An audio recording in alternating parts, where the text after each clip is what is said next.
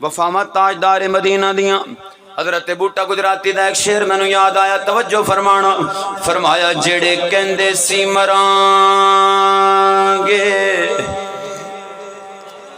نال تیرے،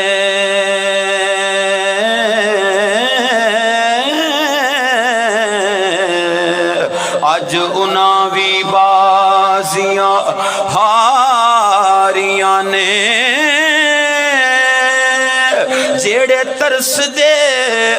سن دید نو دن راتی ہو،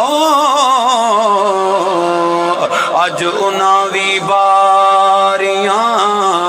ماریاں نے، تے جدوں باغ وچ خزانے وال کھولے تے پنچھی اڑ گئے مار اڈاریاں نے۔ محمد بوٹیا اے جگ دا پیار جھوٹا ہو، سچیاں پاک محمد دیاں یاریاں نے، کیونکہ او نہ مکھڑا نہ مکھڑے دا دل ویکھدا، اے کملی والا جے ویکھے تاں دل ویکھدا۔ حضرات گرامی قدر، اللہ تبارک و تعالی مینوں تھانوں ساریاں نوں اپنی حیات دے قالب سرکار دے اسوہ حسنہ دے مطابق ڈھالن دی توفیق عطا فرمائے۔ اپنی حیات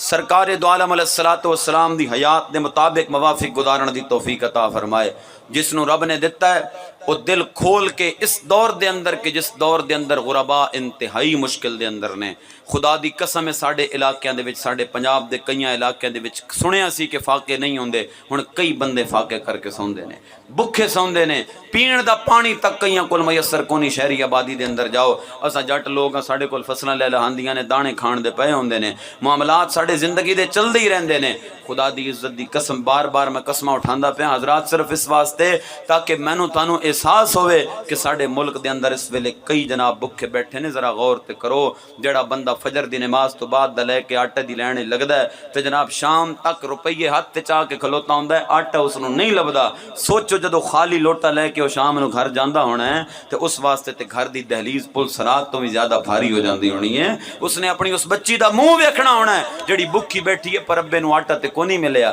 کہ میں